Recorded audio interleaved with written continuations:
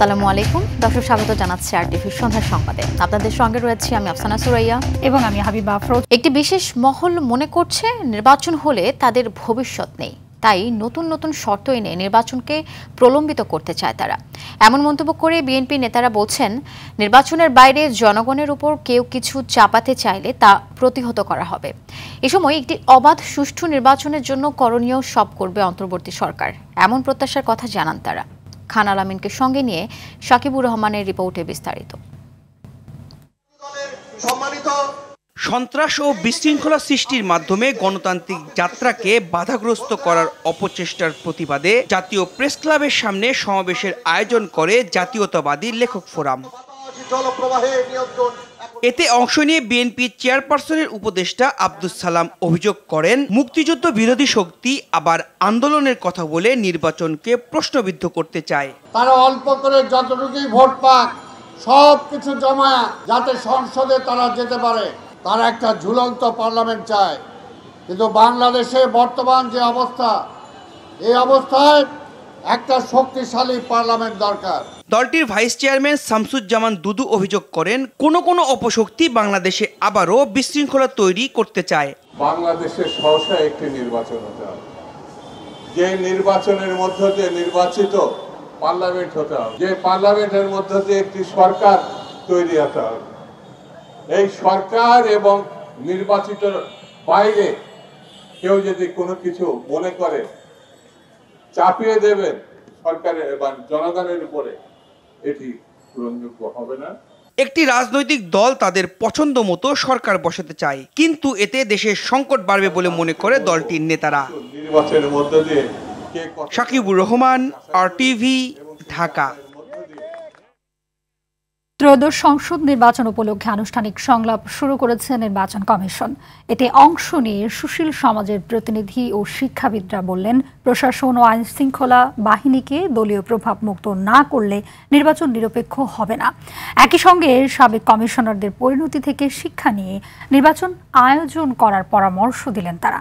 প্রধান নির্বাচন কমিশনার বললেন, সুষ্ঠু ও গ্রহণযোগ্য নির্বাচন করতে কমিশন সর্বোচ্চ পদক্ষেপ নেবে। আতিকা রহমানের রিপোর্ট। ত্রয়োদশ জাতীয় সংসদ নির্বাচনকে কেন্দ্র করে অংশীজনদের সঙ্গে আনুষ্ঠানিক সংলাপের প্রথম অধিবেশনে অংশ নেন সুশীল সমাজের প্রতিনিধিরা। স্বাগত বক্তব্যে প্রধান নির্বাচন কমিশনার বলেন, নির্বাচন গ্রহণযোগ্য করার লক্ষ্যে ইসি 9টি আইন সংশোধন করেছে এবং করণীয় নির্ধারণ করেছে। ভোটার তালিকাটাকে হালনাগাদ করার মাধ্যমে আমরা একটা অত্যন্ত বড় কাজ সম্পন্ন করেছি। আমরা আরপিও সংশোধন, কন্ডাক্ট রুলস সংশোধন থেকে আরম্ভ করে 9টা আইন আমরা সংশোধনের কাজ করেছি। এই নির্বাচন অনুষ্ঠানটা সুষ্ঠু এবং সুন্দরভাবে করার জন্য যা যা প্রস্তুতি নেওয়ার দরকার, এই ক্ষেত্রে আমরা অনেক এগিয়ে গেছি। একটা সুষ্ঠু, সুন্দর, বিশ্বাসযোগ্য নির্বাচন দিতে প্রতিশ্রুতিবদ্ধ। বিশিষ্টজনরা বলেন, নির্বাচন কর্মকর্তা ও প্রশাসন নিরপেক্ষ আচরণ না করলে বিগত 3 নির্বাচনের পুনরাবৃত্তি হবে। ইসির শতভাগ নিরপেক্ষতা প্রমাণ করতে হবে, লেভেল প্লেইং ফিল্ড নিশ্চিত করতে হবে। শুধু সদিচ্ছা থাকলে হবে না, এবং সাহস লাগবে একটি স্বচ্ছ, সুন্দর, সুষ্ঠু, গ্রহণযোগ্য নির্বাচন সবার কাছে এটা নিয়ে আসা। কোনো পক্ষ থেকে যদি অন্যায় হয় তার বিরুদ্ধে কঠোর ব্যবস্থা নেওয়ার কথা বলছি। রাজনৈতিক গণতন্ত্রায়নের পাশাপাশি অর্থনৈতিক গণতন্ত্রায়নের কথা বলছি, যাতে করে কালো টাকা ও পেশি শক্তির প্রভাব এই নির্বাচনে না থাকে। সরকারি কোনো উপদেষ্টাও যদি বাধা তৈরি করে, নির্বাচন কমিশনের দায়িত্ব হবে সেটাকে মিডিয়ার সামনে এসে এক্সপোজ করা, যে সুষ্ঠু অবাধ নির্বাচনের জন্য সরকারের এই লোক এই নীতিমালা আমাদেরকে বাধাগ্রস্ত করছে, এইটাও স্পষ্ট করতে বলেছি আমরা। দ্বিতীয় অধিবেশনের সংলাপে অংশ নেন বিভিন্ন বিশ্ববিদ্যালয়ের উপাচার্য ও শিক্ষাবিদরা। সংলাপ শেষে সাংবাদিকদের তারা বলেন, নির্বাচনের পরিবেশ শান্তিপূর্ণ রাখতে কমিশন ও সরকারকে আরও সতর্ক থাকতে হবে। আগামী নির্বাচন সুষ্ঠু না হলে রাষ্ট্র ব্যর্থ হবে। কোনো কিছু লুকোছাপা না করা, ভুল হলে সেটা স্বীকার করা, সামাজিক মাধ্যমগুলোকে নিয়মিত মনিটর করা, যোগাযোগ রাখা, কারণ পারসেপশন তৈরির ক্ষেত্রে এই মাধ্যমগুলো বিরাট ভূমিকা আছে। নির্বাচনের সুস্পষ্ট ডেট, তারিখ সম্পর্কে এক ধরনের দুয়াশা আছে, সেটা যত তাড়াতাড়ি ঘোষণা করা হবে তত তাড়াতাড়ি সন্দেহটা দূরীভূত হবে। দুর্গাপূজার ছুটির পর আবারও শুরু হবে সংলাপ। নারী নেত্রী, জুলাই যোদ্ধা, গণমাধ্যম কর্মী ও রাজনৈতিক দলগুলোর সঙ্গে সংলাপ করবে ইসি। আতিকা রহমান, আরটিভি, ঢাকা। পর্যবেক্ষণের নিরপেক্ষ ভূমিকার পাশাপাশি নির্বাচন সুষ্ঠুভাবে সম্পাদনে ইউরোপীয় ইউনিয়নের কাছে কারিগরি সহায়তা চেয়েছে জামায়াত ইসলামী। দুপুরে বসুন্ধরার কার্যালয়ে জামায়াতের আমির শফিকুর রহমানের সঙ্গে সংস্থাটির নির্বাচন পর্যবেক্ষণ মিশনের প্রতিনিধিদের সাক্ষাৎ শেষে একথা জানান দলটির সেক্রেটারি জেনারেল অধ্যাপক মিয়া গোলাম পরওয়ার। এ সময় জাতীয় নির্বাচনের পাশাপাশি দেশ নিয়ে জামায়াতের ভাবনা জানতে চায় তারা। জবাবে ফেব্রুয়ারিতেই জুলাই সনদের ভিত্তিতে নির্বাচন চাওয়ার কথা জানায় জামায়াত। আর দেশে দুর্নীতিমুক্ত ও সামাজিক ন্যায় বিচার প্রতিষ্ঠার ইচ্ছার কথাও জানান শফিকুর রহমান। এর আগে তার সঙ্গে দেখা করেন স্পেনের রাষ্ট্রদূত গ্যাব্রিয়েল সিস্তিয়াগা ওচোয়া দে চিনচেত্রু।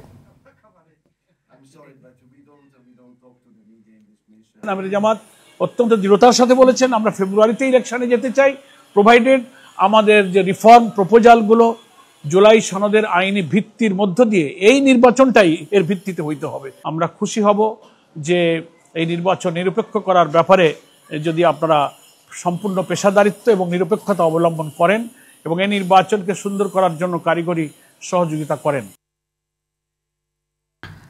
জুলাইয়ের গণ অভ্যুত্থানে দেখা পরিবর্তনের স্বপ্ন এগিয়ে নিতে প্রবাসীদের অংশগ্রহণ চান প্রধান উপদেষ্টা।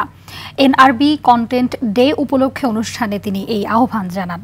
বলেন, গ্যালারিতে বসে খেলা দেখার দিন শেষ, এখন নিজেদের খেলতে হবে।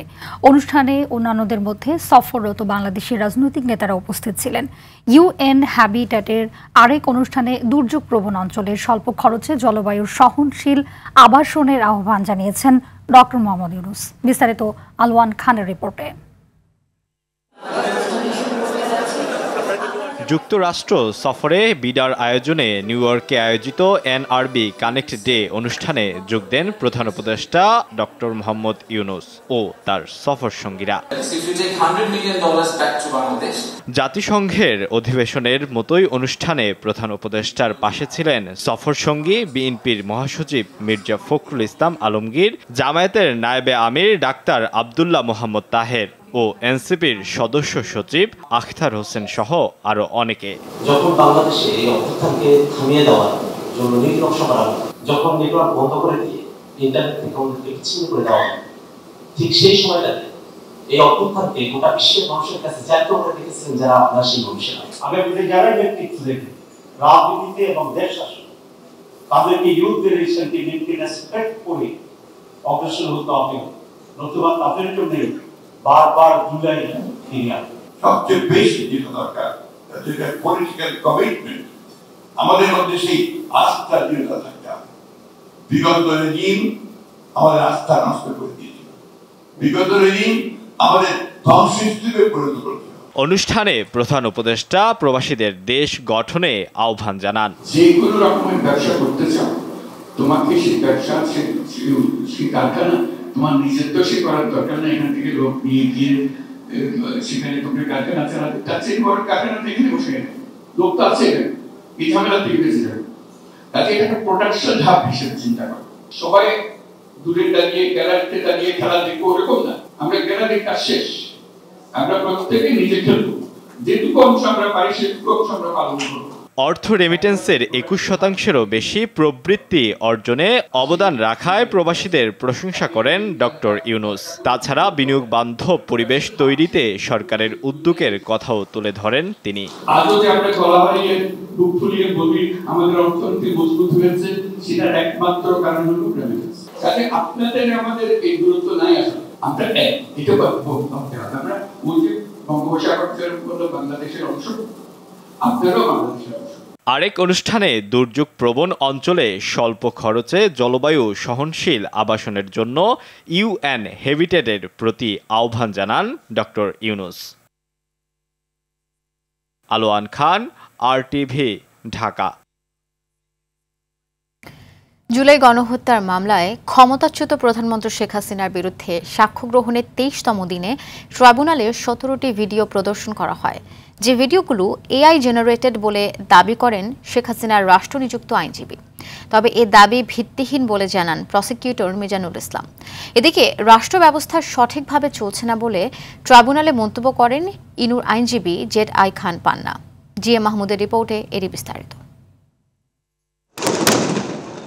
জুলাই আগস্টের হত্যাযজ্ঞে মানবতা বিরোধী অপরাধের মামলায় সাবেক প্রধানমন্ত্রী শেখ হাসিনা সহ ৩ আসামির বিরুদ্ধে শেষ সাক্ষী হিসেবে রোববার সাক্ষ্য দেন মামলার মূল তদন্ত কর্মকর্তা মোহাম্মদ আলমগীর। এ সাক্ষ্য গ্রহণ সরাসরি সম্প্রচার করে বাংলাদেশ টেলিভিশন। আন্দোলনকারীদের প্রথমে রাজাকারের নাতিপুতি, তারপর রাজাকারের বাচ্চা। এ সময় ট্রাইব্যুনালে তদন্ত সংস্থার জব্দ করা জুলাই হত্যাযজ্ঞের বেশ কিছু ভিডিও ক্লিপ প্রদর্শিত হয়। যদিও এসব ভিডিও নিয়ে প্রশ্ন তোলেন শেখ হাসিনার রাষ্ট্রনিযুক্ত আইনজীবী। এখানে দেখানো হয়েছে সেখানে গুলি করতেছে এরকম কোনো দৃশ্যমান আমি অন্তত দেখিনি। তবে প্রসিকিউশন জানায় যথেষ্ট পরীক্ষা নিরীক্ষা করেই তথ্যপাত্রগুলো আদালতে উপস্থাপন করা হয়েছে। একটা আন্তর্জাতিক সংস্থা থেকে তৈরি করা এবং তারা এটা ফরেনসিক টেস্ট করে এটা উপস্থাপন করেছে। আমরা টেস্ট করে তারা 1 ইয়ার করেছে। প্রামাণ্যচিত্রের তথ্য মতে 19 জন ব্যক্তিকে তারা নির্দয়ভাবে গুলি করে হত্যা করেছে। তার ভিডিও চিত্র এবং এটা যে এআই জেনারেটেড নয় সেটা উপস্থাপন করা হয়েছে। এদিকে বৈষম্য বিরোধী আন্দোলনে কুষ্টিয়ায় হত্যাকাণ্ডের মামলায় আসামি জাসদ সভাপতি হাসানুল হক ইনুর পক্ষে সাফাই গিয়ে আইনজীবী ZI খান পান্না বলেন, জুলাই হত্যাকাণ্ডে জড়িতদের শাস্তি তিনিও চান, তবে তা যেন অপরাধ প্রমাণ করে দেয়া হয়। অ্যারেস্ট করা হোক, একদিন রেখে ছাড়িয়ে দেওয়া হোক এবং কোনো প্রকার যাতে গুলি না চালানো হয়। ইট ডাজ নট মিন যে এখানে কিলিংয়ে পার্টিসিপেট করার জন্য উনি ইনসিস্ট করছেন। তো সরকার যে থাকবে সেই করবে। হত্যাযজ্ঞে যদি অপরাধী হয় অবশ্যই পানিশমেন্ট হওয়া উচিত। হত্যায় যে কোনো হত্যা একটাও যদি হয় সেটাই যে অপরাধী তার পানিশমেন্ট হবে, কিন্তু প্রমাণ করতে হবে, গায়ের জোরে না। এছাড়া ট্রাইব্যুনাল 2-এ সাভারের আশুলিয়ায় হত্যার পর 6 লাশ পোড়ানোর মামলায় 7ম দিনের সাক্ষ্য নেওয়া হয়েছে। GM Mahmud, RTV, Dhaka. ধূপ, ধুনুচি, পঞ্চপ্রদীপ আর ঢাকের বাদ্যের তালে উলুধ্বনিতে শুরু হলো বাঙালি সনাতন ধর্মাবলম্বীদের সবচেয়ে বড় ধর্মীয় উৎসব শারদীয় দুর্গাপূজার মূল আনুষ্ঠানিকতা।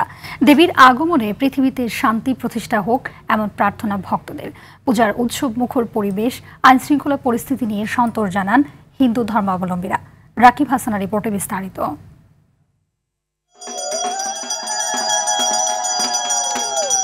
পঞ্জিকা অনুযায়ী সকাল 11টা 11 মিনিট পর্যন্ত বোধন আমন্ত্রণ ও অধিবাসে ষষ্ঠী পূজার মাধ্যমে শুরু হলো সনাতন ধর্মাবলম্বীদের প্রধান ধর্মীয় উৎসব শারদীয় দুর্গাপূজা। এ বছর স্বর্গলোক থেকে দেবী দুর্গার মর্তলোকে আগমন হলো গজে বা হাতিতে চড়ে। এর ফলে শস্য পরিপূর্ণ হয়ে উঠবে সমগ্র পৃথিবী। সকাল থেকে এখানে এসেছি অঞ্জলি দেওয়ার জন্য। সবার সাথে খুব মজা করছে এবং আরো মজা করব। দেশ থেকে সব অনাচার দূর হয়ে শান্তি প্রতিষ্ঠার প্রত্যাশা করেন ভক্তরা। পুজো মেইনলি শুরু আজকে থেকেই, ষষ্ঠী আজকে। মার কাছে এটাই প্রার্থনা যেন সবকিছু সুন্দর মতো হয়, আমাদের ভবিষ্যৎ, দেশের ভবিষ্যৎ। একজন মা হিসেবে জগতের সকল সন্তানের মঙ্গল কামনা করতে এসেছি।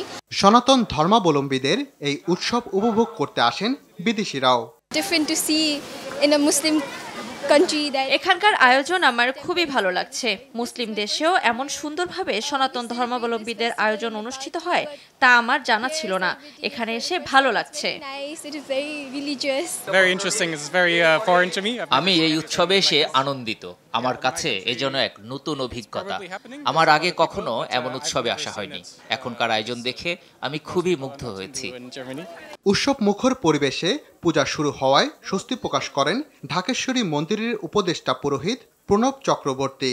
সব সনাতন ধর্মাবলম্বী সহ বাংলাদেশের সকল মানুষকে আমরা আমাদের পূজা উৎসবের এই আনন্দ পৌঁছে দিচ্ছি আপনাদের মাধ্যমে। বিভিন্ন মণ্ডপ ঘুরে নিরাপত্তা ব্যবস্থা পরিদর্শন করেন ঢাকা মেট্রোপলিটন পুলিশের কমিশনার শেখ মোহাম্মদ সাজ্জাদ আলী। পূজা মণ্ডপ পরিচালনা কমিটির প্রতি আমাদের অনুরোধ, ভক্তবৃন্দ চলে যাওয়ার পর রাতের বেলা কমপক্ষে 2 জন স্বেচ্ছাসেবক পূজা মণ্ডপে উপস্থিত থাকবেন। এবার সারা দেশে 33,355টি মণ্ডপে আয়োজন করা হয়েছে দুর্গাপূজা। রাকিব হাসান, RTV, ঢাকা। এদিকে দুর্গাপূজাকে কেন্দ্র করে সামাজিক যোগাযোগ মাধ্যমে গুজব সৃষ্টিকারী ও সাম্প্রদায়িক উস্কানির বিরুদ্ধে কঠোর আইনানুগ ব্যবস্থা নেওয়ার হুঁশিয়ারি দিয়েছেন স্বরাষ্ট্র উপদেষ্টা জাহাঙ্গীর আলম চৌধুরী। সচিবালয়ে তিনি বলেন, প্রতিবেশী দেশ ও ফ্যাসিস্টের সহযোগীরা বিভিন্ন গুজব সৃষ্টির চেষ্টা করবে। বিস্তারিত বিলাল হোসেনের রিপোর্টে।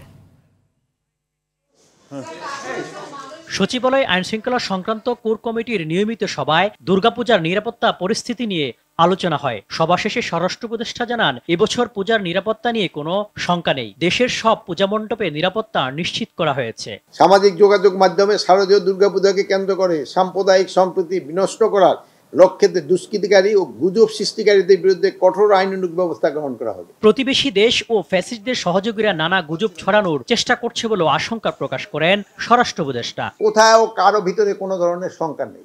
এটা হইল কিছু সংখ্যক আছে ফ্যাসিস্টের যারা দোষর, এটা সব জায়গায় আছে, তারাই এই কথাটা প্রচার করতে চাচ্ছে। খাগড়াছড়ির পরিস্থিতি নিয়ে সরকার কাজ করছে বলে জানান তিনি। পার্বত্য চট্টগ্রাম বিষয়ক উপদেষ্টা উনি 10টার সময় সবাই নিয়ে বসছেন। এদিকে ঢাকা বিশ্ববিদ্যালয় সহ সারা দেশের পূজা মণ্ডপের নিরাপত্তা নিশ্চিত করার দাবিতে স্বরাষ্ট্র উপদেষ্টার সঙ্গে দেখা করেন ডাকসুর নেতারা। বৈঠক শেষে ডাকসুর ভিপি বিগত সময়ে পূজা মণ্ডপ ও প্রতিমা ভাঙচুরকারীদের শাস্তির দাবি করেন। ষড়যন্ত্র এবং চক্রান্ত হতে পারে, সে জায়গায় শিক্ষার্থীরা যদি সচেতন থাকে এবং আইন শৃঙ্খলা বাহিনী যদি তাদের জায়গায় সর্বোচ্চ আন্তরিকতার সাথে কাজ করে, তাহলে আমরা আশা করছি আমাদের এবারের শারদীয় দুর্গাপূজা সবচেয়ে উৎসবমুখর পরিবেশে আমরা বাস্তবায়ন করতে পারবো। ছাত্রদল নেতা সাম্য ও তোফাজ্জল হত্যাকাণ্ডের সঙ্গে জড়িতদের বিরুদ্ধে ব্যবস্থা নেওয়ার দাবি জানান ডাকসুর ভিপি সাদিক কায়েম। সাম্য হত্যাকাণ্ডের সামগ্রিক অগ্রগতি আমরা এখন পর্যন্ত জানিনি, এটার সাথে কারা জড়িত ছিল। বিল্লাল হোসেন, RTV, ঢাকা। বাংলাদেশের প্রতিটি নাগরিকের নিরাপত্তা বিধান করা রাষ্ট্রের দায়িত্ব। পবিত্র হাদিসেও এ ব্যাপারে কড়া বার্তা দেওয়া হয়েছে বলে মন্তব্য করেন বিএনপির ভারপ্রাপ্ত চেয়ারম্যান তারেক রহমান। শারদীয় দুর্গাপূজা উপলক্ষে দেয়া এক শুভেচ্ছা বার্তায় উৎসবকে ঘিরে কেউ যেন নিরাপত্তা বিঘ্নিত হওয়ার মতন অপচেষ্টা না করে সে ব্যাপারেও সতর্ক থাকতে আইন শৃঙ্খলা রক্ষাকারী বাহিনীর প্রতি আহ্বান জানান তারেক রহমান। শারদীয় উৎসবকে ঘিরে ফ্যাসিবাদী শাসন আমলের মতন কেউ যেন কোনোরকম সাম্প্রদায়িক পরিস্থিতি কিংবা নিরাপত্তা বিঘ্নিত হওয়ার মতন কোনো অপচেষ্টা করতে না পারে সে ব্যাপারে সতর্ক এবং সজাগ থাকার জন্য আমি দেশের আইন শৃঙ্খলা রক্ষাকারী বাহিনীর প্রতি আহ্বান জানাই। দেশের হিন্দু সম্প্রদায়ের প্রতি আমার আহ্বান, আপনারা উৎসাহ উদ্দীপনা সহকারে নিশ্চিন্তে নিরাপদে সারা দেশে উৎসব আনন্দ উদযাপন করুন। সৌহার্দ্য সম্প্রীতির বার্তা ছড়িয়ে দিন। আমি এবং আমার দল বিএনপি বিশ্বাস করে ধর্ম যার যার, রাষ্ট্র সবার।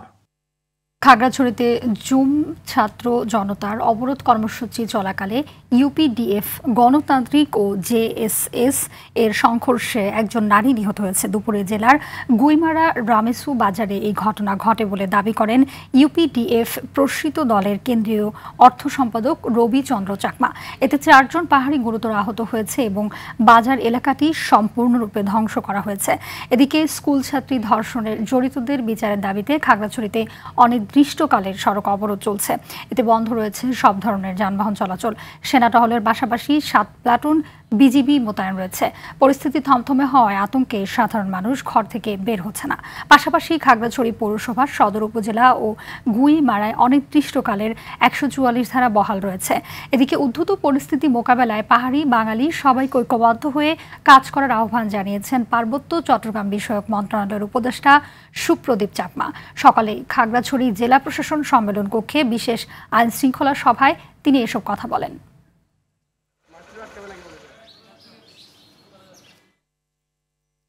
উত্তরাঞ্চলের 3 জেলা রাজশাহী, চাঁপাইনবাবগঞ্জ ও নাটোরে আজও দূরপাল্লার বাস চলাচল বন্ধ রয়েছে।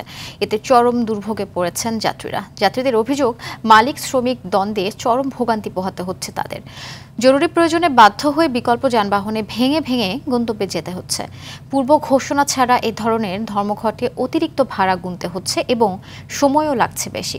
এছাড়া ট্রেনেরও টিকিট নেই। এ কারণে ঢাকা, চট্টগ্রাম, সিলেট, কক্সবাজার সহ দূরপাল্লার যাত্রীরা চরম ভোগান্তিতে পড়েছেন। গত বৃহস্পতিবার রাত 10টা থেকে হঠাৎ বাস চলাচল বন্ধের ঘোষণা দেয় অঞ্চলটির বাস মালিকরা।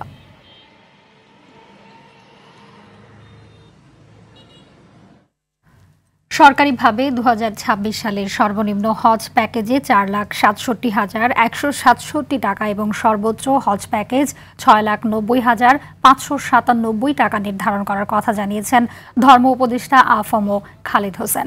বিকেলে ধর্ম মন্ত্রণালয়ের সংবাদ সম্মেলনে এই তথ্য জানান উপদেষ্টা। এ সময় হজযাত্রীদের বিমান ভাড়া ১২,৯৯০ টাকা কমিয়ে ৩টি প্যাকেজ ঘোষণা করার কথা জানান তিনি। এছাড়াও বেসরকারিভাবে সাধারণ হজ প্যাকেজের মূল্য নির্ধারণ করা হয়েছে ৫,০৯,১৮৫ টাকা।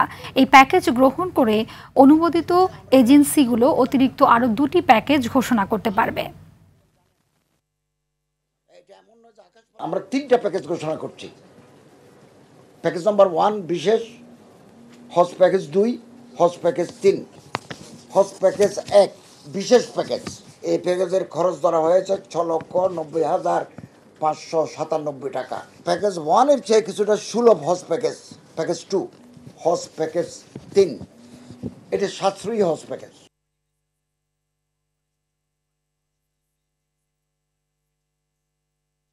ডাকসু নির্বাচনের সুরক্ষার প্রশ্নে ন্যূনতম বিচ্যুতি ঘটেনি বলে দাবি করেন ঢাকা বিশ্ববিদ্যালয়ের উপাচার্য ডক্টর নিয়াজ আহমদ খান।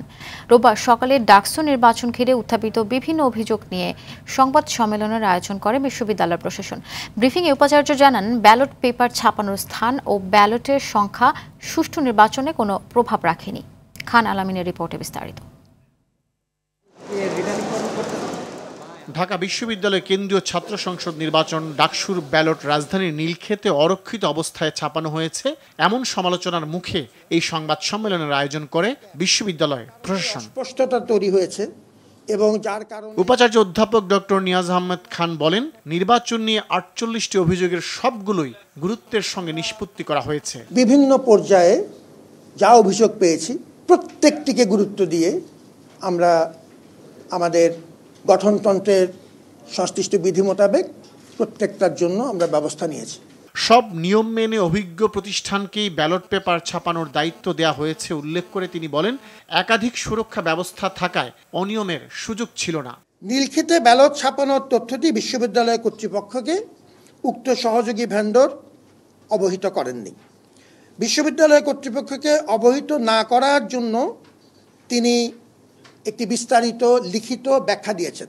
এটি খুব পরিষ্কারভাবে অনুধাবনযোগ্য এবং প্রণিধানযোগ্য যে ব্যালট পেপার ছাপানোর স্থান বা সংখ্যা সুষ্ঠু নির্বাচনকে কোনোভাবে প্রভাবিত করে না। কারণ ব্যালট পেপার ভোটের জন্য পুরোপুরি প্রস্তুত করতে কয়েকটি ধাপ সম্পন্ন করতে হয়। কোনো প্রার্থী কোনো ঘটনার সিসিটিভি ফুটেজ ও ভোটারের স্বাক্ষর দেখতে চাইলে সুযোগ রয়েছে বলে জানান উপাচার্য।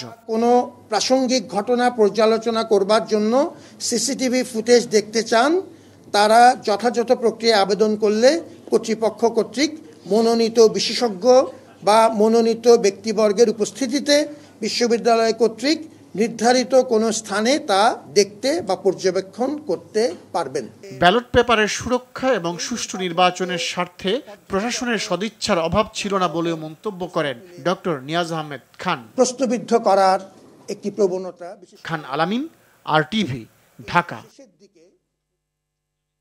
সারা দেশে একদিনে ডেঙ্গু আক্রান্ত হয়ে আরও 4 জনের মৃত্যু হয়েছে। এ সময় হাসপাতালে ভর্তি হয়েছেন 845 জন। নিয়ে চলতি বছর ডেঙ্গুতে মৃতের সংখ্যা বেড়ে 192 জন এবং হাসপাতালে ভর্তি রোগী বেড়ে দাঁড়িয়েছে 46,051 জন। রোববার স্বাস্থ্য অধিদপ্তরের নিয়মিত সংবাদ বিজ্ঞপ্তিতে এই তথ্য জানানো হয়। গত 24 ঘন্টায় মৃত্যু হওয়া রোগীদের মধ্যে ঢাকার উত্তর সিটি কর্পোরেশনে 2 জন এবং দক্ষিণ সিটি কর্পোরেশনে 2 জন রয়েছে। এছাড়া এই সময়ে 658 ডেঙ্গু রোগী হাসপাতাল থেকে ছাড়পত্র পেয়েছেন। এ নিয়ে চলতি বছর আক্রান্ত রোগীদের মধ্যে এখন পর্যন্ত ছাড়পত্র পেয়েছেন 43,629 জন। রাজনৈতিক দলগুলো চাইলে আগামী 1 মাসের মধ্যে সাংবাদিক সুরক্ষা আইন বাস্তবায়ন করা সম্ভব বলে মন্তব্য করেছেন তথ্য উপদেষ্টা মাহফুজ আলম। রোববার দুপুরে রাজধানীর সিরডাপ মিলনায়তনে এক সেমিনারে তিনি এই মন্তব্য করেন। মাহফুজ আলম বলেন, গণমাধ্যম কমিশন ও সাংবাদিক সুরক্ষা আইন নানা প্রতিবন্ধকতার মধ্যে আটকে আছে, তবে এই আইন দ্রুত আলোর মুখ দেখতে পাবে। এছাড়া রাজনৈতিক দলগুলোর নানা প্রতিবন্ধকতার শিকার হয়ে অনেক কাজই এগিয়ে নেওয়ার সুযোগ হয়নি। দেখা যে গত 1 বছরের বাংলাদেশ আমার দেখা হচ্ছে গোষ্ঠী স্বার্থের বাংলাদেশ। প্রত্যেকটা গোষ্ঠী অ্যাডমিন ক্যাডারের স্বার্থ দেখে, কৃষির ক্যাডার কৃষি ক্যাডারের স্বার্থ দেখে, তথ্য ক্যাডারের স্বার্থ দেখে, কিন্তু কেউ আসলে ন্যাশনাল ইন্টারেস্ট দেখে না। গোষ্ঠী স্বার্থের ঊর্ধ্বে আমরা হচ্ছে যে ন্যাশনাল ইন্টারেস্টকে সামনে রাখতে পারি, তাহলে হয়তো আমরা একটা পরিবর্তন দেখতে পাবো। বিশ্ব জলাতঙ্ক দিবস উপলক্ষে রাজধানী ঢাকায় প্রাণীদের জন্য বিনামূল্যে জলাতঙ্ক প্রতিরোধী ভ্যাকসিন প্রদানের ক্যাম্পেইনের আয়োজন করে বাংলাদেশ অ্যানিমাল ওয়েলফেয়ার অ্যাসোসিয়েশন। জলাতঙ্ক নির্মূলে কাজ করি সবাই মিলে প্রতিপাদ্যে পালিত দিবসটি পালিত হচ্ছে। সংগঠনের প্রধান সমন্বয়ক ও বিএনপি মিডিয়া সেলের সদস্য আতিকুর রহমান রুমন সহ দেশসেরা প্রাণী চিকিৎসকরা ও সংগঠনের সদস্যরা ক্যাম্পেইনে উপস্থিত ছিলেন। দেশ হোক সফল, প্রাণের নিরাপদ আবাসস্থল, এমন স্লোগানে বাংলাদেশ অ্যানিমাল ওয়েলফেয়ার অ্যাসোসিয়েশন কাজ করে যাচ্ছে।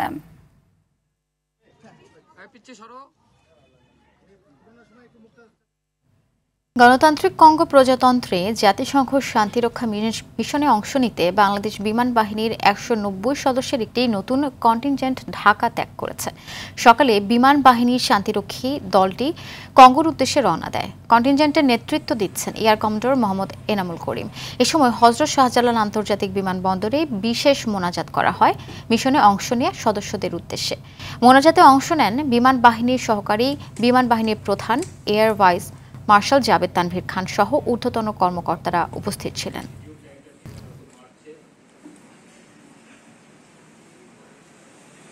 ভারতীয় অভিনেতা ও রাজনীতিবিদ থালাপতি বিজয়ের জনসভায় পদদলিত হয়ে নিহতের সংখ্যা বেড়ে দাঁড়িয়েছে 40 জন। নিহতের মধ্যে 6 শিশুসহ 16 জন নারী ও 9 জন পুরুষ রয়েছে। এছাড়া আহত হয়েছেন আরও অর্ধশত। শনিবার ভারতের দক্ষিণাঞ্চলীয় রাজ্য চেন্নাইয়ের রাজধানী তামিলনাড়ুতে এ ঘটনা ঘটে। রাজ্যের পুলিশের বরাতে হিন্দুস্তান টাইমস জানায়, বিজয়ের জনসভায় 30,000 মানুষের ধারণা করলেও সেখানে ভিড় জমায় প্রায় 60,000 মানুষ। এরপর বিজয় বক্তৃতা দিতে মঞ্চে আসলে তাকে দেখতে মঞ্চের ব্যারিকেডের দিকে চলে আসে তারা। এতে দম বন্ধকর পরিস্থিতির সৃষ্টি হলে অনেকে জ্ঞান হারান। এরপরই ঘটে পদদলনের ঘটনা। এদিকে মর্মান্তিক এই ঘটনায় শোক প্রকাশ করেছেন ভারতের প্রধানমন্ত্রী নরেন্দ্র মোদী, স্বরাষ্ট্রমন্ত্রী অমিত শাহ, প্রতিরক্ষা মন্ত্রী রাজনাথ সিং সহ অন্যরা। জাকির আলী অনেককে অধিনায়ক করে আসন্ন আফগানিস্তান সিরিজের জন্য 16 সদস্যের স্কোয়াড ঘোষণা করেছে বাংলাদেশ ক্রিকেট বোর্ড বিসিবি। ইনজুরির কারণে আফগানিস্তান সিরিজ থেকে ছিটকে গেছেন লিটন দাস। তার বদলি হিসেবে দলে জায়গা পেয়েছেন সৌম্য সরকার। বিস্তারিত জানাচ্ছেন নিবেদিতা বিনতে ওয়াদুদ। এশিয়া কাপ শেষ করে খুব একটা বিশ্রামের সুযোগ পাচ্ছে না বাংলাদেশ ক্রিকেট দল। টাইগারদের সামনে এবার আফগান পরীক্ষা। ইতিমধ্যে 3 ম্যাচের টি-20 সিরিজের জন্য 16 সদস্যের স্কোয়াড ঘোষণা করেছে বিসিবি। এশিয়া কাপে চোট পাওয়া লিটন দাস থাকছেন না আফগান সিরিজেও। তার বদলে দলকে নেতৃত্ব দেবেন জাকির আলী অনিক। এদিকে লিটনের বদলে দলে ফিরেছেন সৌম্য সরকার। লিটনের ইনজুরির আনুষ্ঠানিক একটি আপডেট জানিয়েছে বিসিবি। অধিনায়কের ইনজুরি নিয়ে জাতীয় দলের ফিজিও বায়েজিদুল ইসলাম খান বলেন, সাইড স্ট্রেইনের কারণে সে এশিয়া কাপের শেষ 2 ম্যাচে খেলতে পারেনি। এমআইআর স্ক্যানের মাধ্যমে জানা গেছে তার অ্যাবডোমিনাল মাংসপেশিতে গ্রেড 1 ইনজুরি ধরা পড়েছে। সে এখন পুনর্বাসন প্রক্রিয়ায় থাকায় টি-20 সিরিজেও থাকবে না। বাংলাদেশের স্কোয়াডে বড় কোনো পরিবর্তন আনেনি বিসিবি। এশিয়া কাপের দলে থাকা ক্রিকেটাররাই থাকছেন সিরিজে, কেবল সৌম্য ফিরেছেন দলে। আগামী 2, 3 ও 5 অক্টোবর সংযুক্ত আরব আমিরাতের শারজাতে অনুষ্ঠিত হবে 3 ম্যাচের এই টি-20 সিরিজ। নিবেদিতা বিনতে ওয়াদুদ, আরটিভি, ঢাকা। দর্শক সন্ধ্যার সংবাদ এ পর্যন্তই। রাতের সংবাদ 11:15টায় দেখার আমন্ত্রণ রইল। ধন্যবাদ সবাইকে। ধন্যবাদ।